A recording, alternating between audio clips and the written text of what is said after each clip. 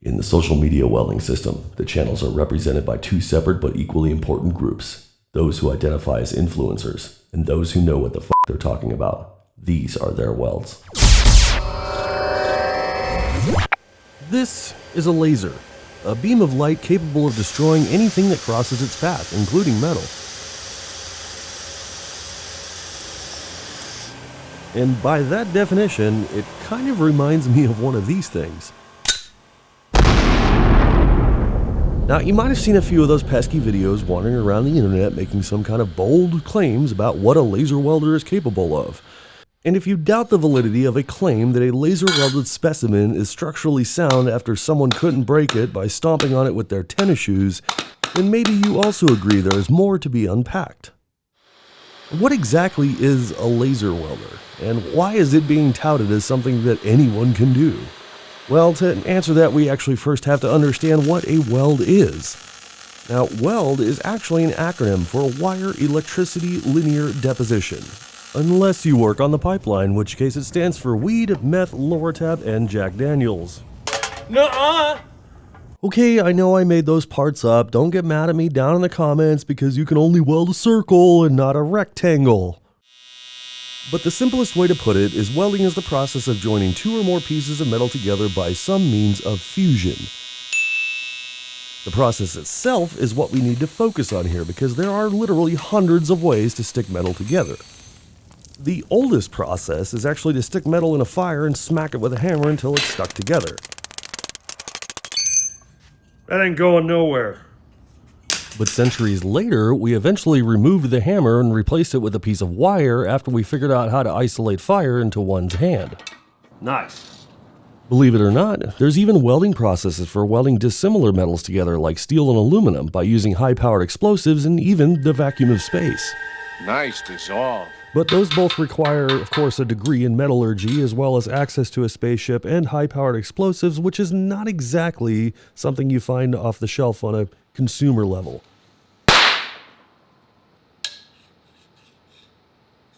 But the most common types of welding processes are done with an arc of electricity, and if you aren't familiar with them, here is a super fast explanation of the main three.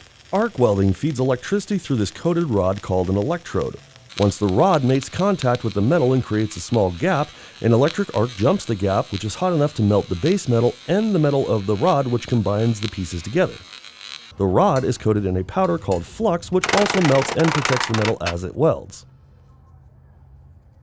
Wire feeding is basically a process that takes this wire, adds electricity to it, and feeds it through a handheld apparatus called a gun. When you pull the trigger, the wire feeds out, makes contact with the base metal, and begins to melt and ball back. While it is balling, an arc of electricity is formed which melts the base material. Once gravity takes over the blob, it falls into place, combining everything. The third process is most commonly known as TIG Welding, sometimes called heliarc or GTAW, gas tungsten arc welding. Now this basically uses an arc from the electricity held in one hand to melt the base material. The other hand holds a piece of wire which fills and fuses the metals together. Usually the output power of the electric arc is controlled via a foot pedal. Now, welding is one of those things that you can know everything about except for how to actually do it. And if you've ever attempted it before, you learned how fast the frustration builds up.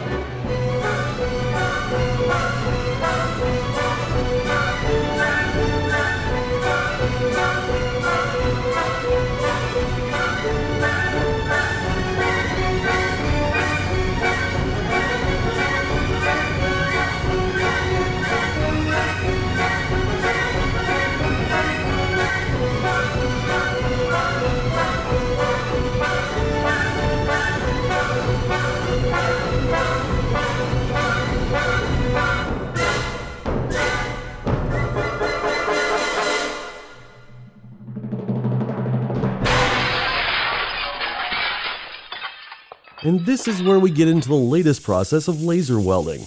Now, a laser is a device that emits light through a process of optical amplification based on simulated emission of electromagnetic radiation. Now, after hearing all of that shit and still not understanding what the fuck it all means, it's basically a super concentrated beam of light with enough energy to melt metal.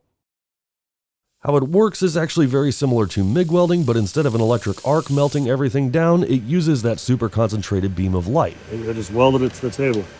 Now at the same time the light is melting all of that metal down in that super tight area, a separate machine called a wire feeder automatically inserts the wire into the pool at a precise and preset speed. And since the laser beam is so tight and so concentrated, the wire not only fills the joint, but it also pushes the gun along and paces your speed, which eliminates the need for guesswork about how fast you should actually be going. It's almost as if it does the welding for you, which eliminates the need to brace or steady your hands to control the apparatus like you would with MIG or arc welding. And this is exactly why everyone with no experience says that laser welding is easy when all you have to do is set up the machine like a microwave with your favorite metal recipe, pull the trigger, and wait for it to be done. Experience is gaining knowledge of something over the course of time and repetition.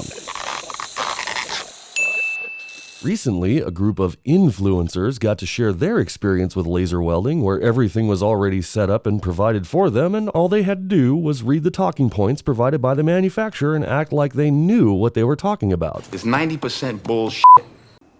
I'd say closer to around 95, Denzel. Some key takeaways from those reviews are what it's like to visit a really big gas station on the way to Tennessee, and woodworkers seeming to have zero awareness or experience with reflections, which watching this footage of people standing in the path of the reflection is super cringe. Oh, and finally, how to break a double-sided weld by stomping on it, followed by trying to cover it up with your thumb and not realizing that the whole thing is broken. Slow clap for the great reviews, guys. Now, I prefer to gain my experience through trial and error on my own without a manufacturer representative holding my hand. And in this particular machine, which I have actually had 2 of since February, has given me a lot of interesting experiences.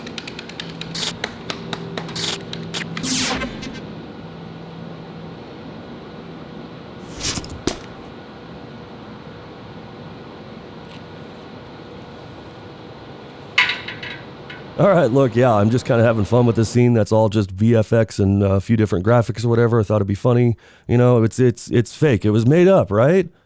Ooh. But these are some of the things that never get shown in these fake reviews. Instead, everything always seems to function perfectly every single time. But my experience with this machine says otherwise. Take this, for example. You see how everything is working just fine until suddenly it isn't? Well, one moment it's chugging right along, and the next moment it's losing power. The wire stops feeding, and there's a bunch of reflections everywhere, which this is the actual raw footage and not edited. And speaking of reflections, yeah, they're very real. Just imagine not knowing what you're doing, or having the machine malfunctioning and catching that beam. Now, the thumb of my gloves has been hit a few times, along with a couple of other fingers, and take it from me, gloves don't stop laser beams. Trust me, it'll shoot right through it. There we go. I've also never seen anybody talk about the smoke and metal dust that comes off of a laser weld. While smoke and dust is part of everyday welding life, this doesn't seem to get as much attention from the fake reviews. Instead, we see everything always working almost too good to be true, but again, my experience says otherwise. Something else I see often in trying to gain trust from the viewer is putting the laser through a very unrealistic strength test, like using it for structural applications, which is extremely impractical. And this prompted me to try a laser on a real structural welding test, which took 49 passes and over an hour to complete because the machine overheated 4 times, and what the hell is all that black stuff? As far as power is concerned, 1200 watts getting in it, out of it, and through it, you know, pretty decent. Now, at the end of the day, I have been able to throw down some decent welds about half the time because the machine is either overheating, not feeding without nesting my wire, an optical lens needs to be changed again, or it decides that my power is just not good enough that day. A little bubbly. Or I have to give it another firmware update and wait for responses from overseas because sending a rep from California to Vegas is too far. Hell of a bend before the break. Or any other number of reasons why it does or doesn't want to work. I mean, maybe if I welded both sides, huh? What the f*** is that? While this video is not an official review of this machine, it is definitely a very real experience that some people will probably disagree with, but this has been my experience and my integrity is not for sale.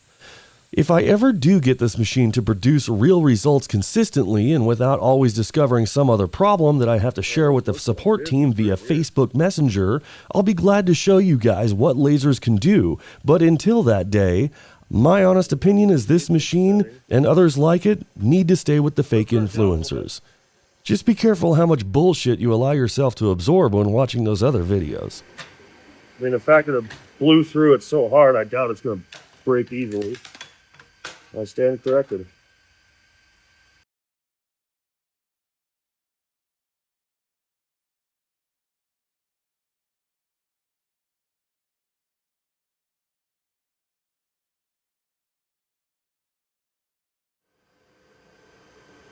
Would I trust my life with this? Not a chance.